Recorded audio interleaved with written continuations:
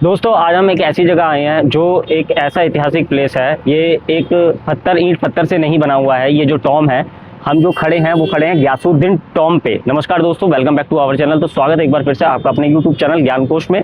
तो हम जो बना रहे हैं अल्फाबेटिक सीरीज जो बना रहे हैं दिल्ली के अंदर, जो आज हम कवर करने आए हैं जी अल्फाबेट, जो कि गयासुद्दीन टॉम हम कवर करेंगे। हम बताएंगे इनके इतिहास के बारे में, ये किसने बनवाया था और इसका बनवाने का पर्पस क्या था।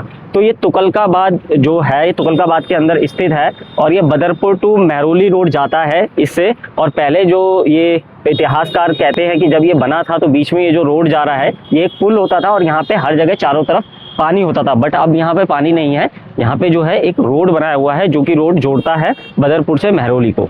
तो दोस्तों अब अंदर की तरफ चलेंगे और देखते हैं यहाँ पे क्या क्या है, जानने की कोशिश करते हैं और इतिहास के बारे में बताएंगे। आप देख रहे हैं पतला सा कॉरिडोर है, इस कॉरिडोर को क्रॉस करते हुए हमें टॉम के अंदर जाना है। यहाँ पे दो टॉम है, दो मतलब यहाँ पे जो कब्र है वो दो हैं। एक है जफर की कब्र जो कहा जाता है खिलजी वंश का सिपह सलार सेनापति था, और एक गयासुद्दीन टॉम। गयासुद्दीन बेसिकली जो था वो तुगलक वंश की जिसने स्थापना करी थी, उसकी कब्र है यहाँ पे अंदर, और उसकी कब्र के बारे में हम जानने की कोशिश करेंगे। यहाँ पे उनके मरने के बाद अंत जब उनका हुआ था तो उनको यहीं पे दफनाया गया था और उनकी ये अंतिम इच्छा भी थी। तो चलिए दोस्तों अंदर की तरफ चलते हैं और देखते हैं क्या क्या है।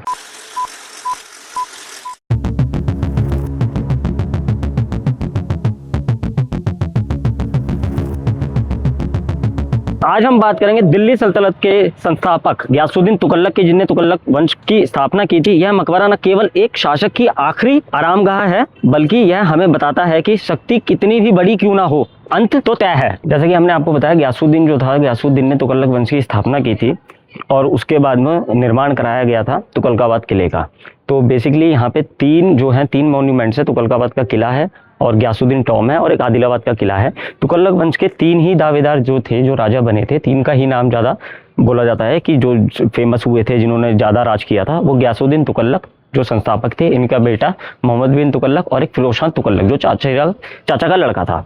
तो इन तीनों ने तुगलक वंश की यहाँ स्थापना की थी। उसके बाद जब आक्रमण हुआ था तैमूर का, तब तुगलक वंश का अंत हो गया था। तैमूर ने 15 से 17 दिन तक, कहा जाता है, इतिहासकार कहते हैं 15 से 17 दिन तक दिल्ली के अंदर नरसंहार किया था और दिल्ली को लूटा था। उसके बाद तुगलक वंश को खात्मा किया था और यहाँ पे सैयद वंश की स्थापना कराई गई थी। और उसके बाद में सैयद वंश के बाद जो आगे चल के आए लोधी के बाद मुगल आए थे।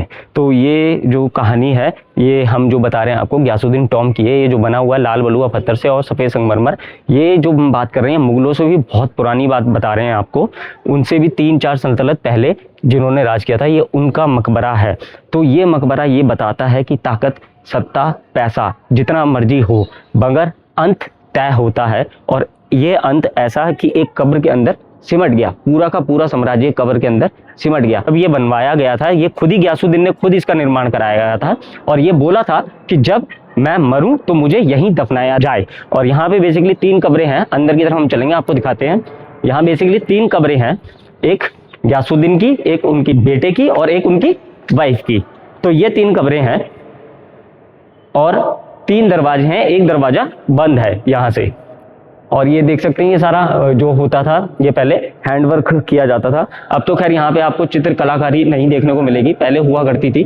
और पूरा ऊपर का जो गुंबद है वो सफेद संगमरमर से बना हुआ है और जो नीचे की दीवारें हैं वो लाल बलुआ पत्थर से है। गयासुद्दीन तुगलक का असली नाम जो था दोस्तों वो गाजी मलिक था। तुगलक वंश का संस्थापक था जैसा कि आपको बताया है, और 1320 में दिल्ली की गद्दी पर बैठा था। उसका शासनकाल छोटा था लेकिन प्रभावशाली था। बोला जाता है वह एक सख्त लेकिन न्यायप्रिय शासक था। भ्रष्टाचार के खिलाफ कठोर कदम उठाता था, मजबूत प्रशासन, सीमाओं की सुरक्षा। उसने दिल्ली सल्तनत को अराजकता से निकालकर एक मजबूत शासन दिया। खिलजी वंश के पतन के बाद दिल्ली में अराजकता फैल चुकी थी।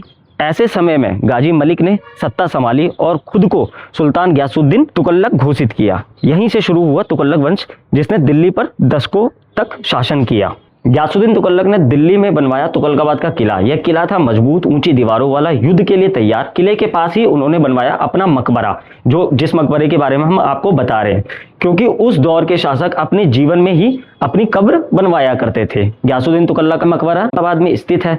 यह मकबरा दिखने में मजबूत, सादा, युद्ध किले जैसा है। यहाँ कोई सजावटी मकबरा नहीं है, बल्कि एक योद्धा सुल्तान की आखिरी निशानी है। यह मकबरा हिंदू और इस्लामी वास्तुकला का मिश्रण है। यहाँ की दीवारें इतनी मोटी हैं कि आज भी समय को चुनौती दे रही हैं। गयासुद्दीन तुगलक की मौत आज भी इतिहास का सबसे बड़ा रहस्य है। कहा जाता है एक लकड़ी का मंडप उसके ऊपर गिरा और वहीं उनकी मौत हो गई। लेकिन सवाल उठता है, क्या यह दुर्घटना थी या एक सोची समझी साजिश? इतिहासकारों का मानना है कि उसमें उनके बेटे मोहम्मद बिन तुगलक की भूमिका हो सकती है। गयासुद्दीन तुगलक, उनकी पत्नी, परिवार के अन्य सदस्य, यह मकबरा एक पारिवारिक समाधि स्थल भी है। ये जो दोस्तों कब्रें देख रहे हैं, ये कब्र बेसिकली ऊपर की तरफ नहीं होती है। ये कब्र जो होती है वो नीचे की तरफ होती है। उसको ऊपर उठा करके इसको यहाँ बनाया जाता है देखने के लिए। जो रास्ता है वो उस तरफ, अगर हम कैमरे की तरफ उस तरफ करेंगे, वो आपको दिख रहा होगा जालीदार, वहां से नीचे जाने का रास्ता है और नीचे की तरफ कब्र होती है। हमेशा कोई भी मकबरा जो होता है उसकी जो कब्रें दिखाई देती हैं वो ऊपर की तरफ नहीं होती है, वो हमेशा नीचे होती है, क्योंकि लोग आते हैं जूते चप्पल वगैरह पहन के। इसी कारणवश इनको थोड़ा सा उठा के ऊपर किया जाता है। तो इसी कारणवश इनको उठा के ऊपर किया जाता है ताकि, और आप देख रहे हैं कितने सालों से ये मकबरा खड़ा हुआ है। यहाँ की जो मजबूती है, बेसिकली जो पहले होता था, पहले सीमेंट वगैरह नहीं होता था, जो बनाए जाते थे वो बनाए जाते थे हमेशा आपके चूने से बनाया जाता था। और चूने से बनाने का पर्पज़ ये था कि यहाँ पे आसपास जहाँ पानी होता है, जितनी ठंडक रहेगी उतनी दीवारें मजबूत रहती हैं। अगर चूने से बनाई जा गई जो दीवारें होती हैं वो उतनी मजबूत रहती हैं। तो जितने आपने देखे होंगे मकबरे हैं या कोई भी इमारतें हैं, जो भी ऐतिहासिक मॉन्यूमेंट्स हैं, तो वो बेसिकली पानी के आसपास बनाए जाते थे ताकि वहां पे जो रहे, वहां पे ठंडक रहे, ठंडक से मजबूती बनी रहती है। सैकड़ों साल बीत चुके हैं लेकिन मकबरा आज भी खड़ा है। हालांकि देख रेख की कमी, प्रदूषण, उपेक्षा, फिर भी यह मकबरा इतिहास की जीवित किताब है। गयासुद्दीन तुगलक का मकबरा हमें सिखाता है सत्ता अस्थायी है, इतिहास सब याद रखता है, शासक चाहे जितना ताकतवर हो, अंत सभी का समान है।